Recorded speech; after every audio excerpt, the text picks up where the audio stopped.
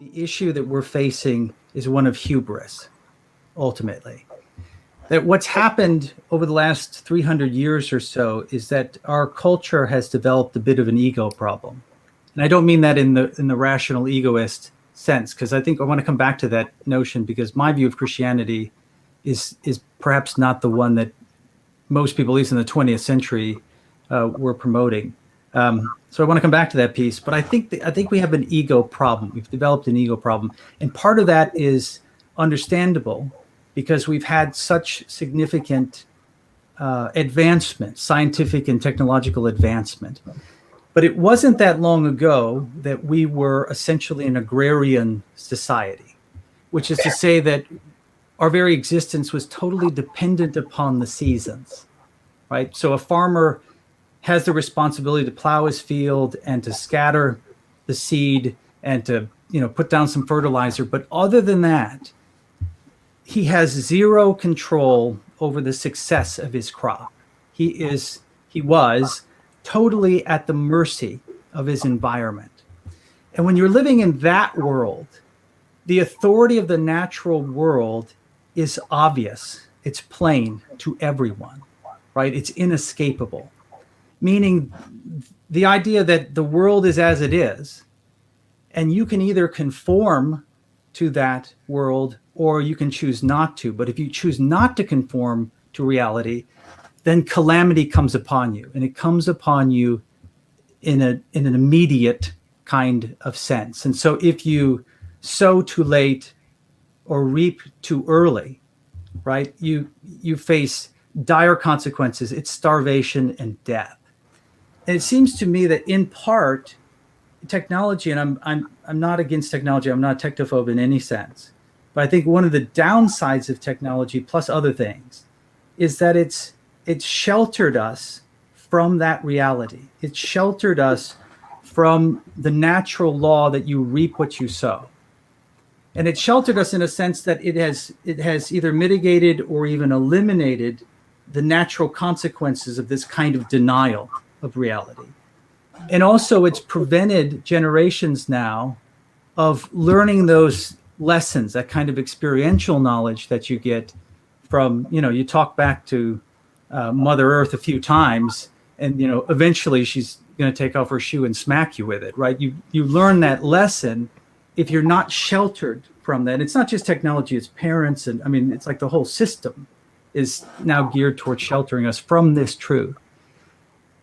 And so all of that to say that, and here's perhaps the best illustration given our current context, the advancements in medical technology, right, has so sheltered us or so, mitigated the idea of suffering and sickness.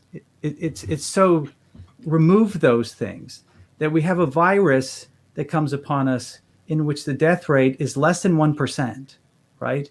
And we totally lose our mind. We lose our brains, right? You have grandparents who are throwing their grandchildren under the bus in order to save themselves, right? And so all of that to say is that I think at the center of this, I think, is an identity crisis.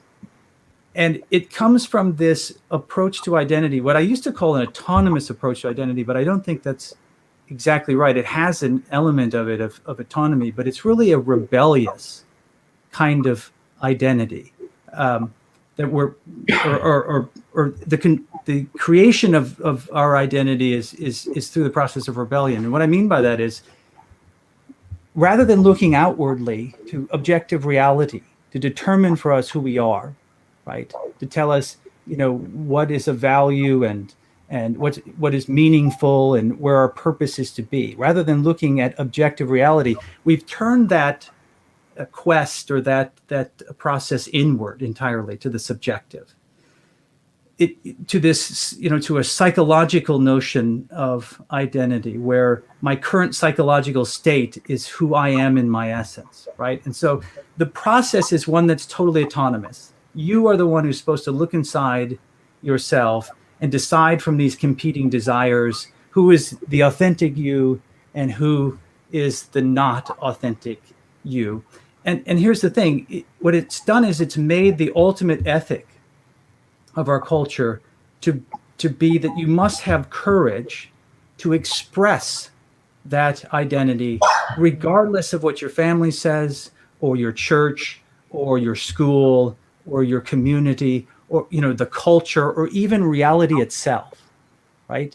Reality be damned. This is who I am is sort of the postmodern ethos.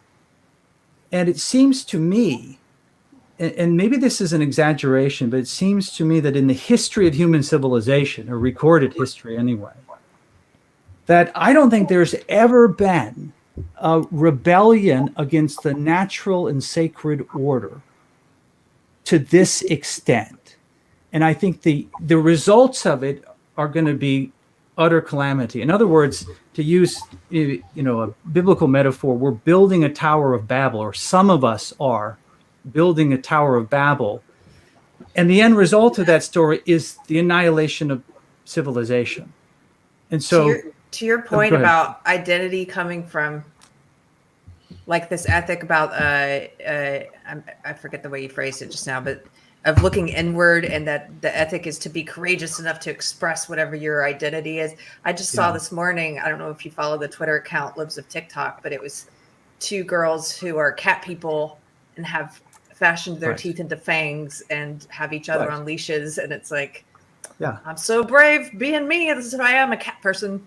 Right. It's an absolute rebellion against the natural order, right? And there are consequences for that. And we've been protected from those consequences, but eventually they will come. And so it seems to me that if we were going to save the nation, right, save our culture, what it would require is a cultural conversion, or at least a large swath, or maybe it's not that big, but a sort of road to Damascus experience, part of which would be a real humbling of ourselves to reality, right? And now, as a Christian, I would say that would include all of reality, including the transcendent. But I think apart from that kind of,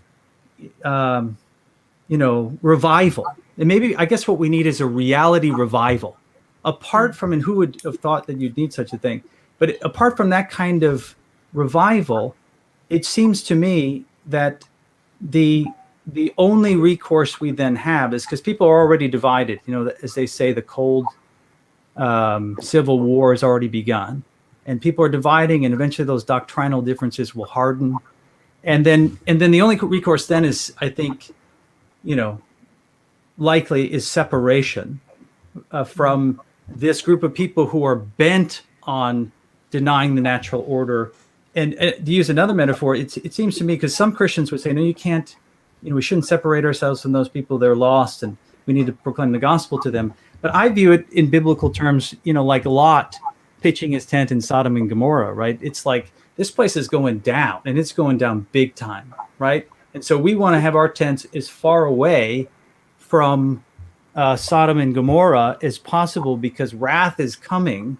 Not only, I would believe, divine wrath, but natural. The wrath of Mother Nature is coming. And so all of that to say, I think the situation's that dire. And the only way, in my mind, that we can do something about that is to join forces. Because I think, and many people have noted this, is that what the people who are ruling now, what they want to do is separate us, right? They want to break us up into as many small groups as they possibly can so they can dominate us. If we come together to push back against this primal problem, I don't think they'll be successful. I think we would be successful.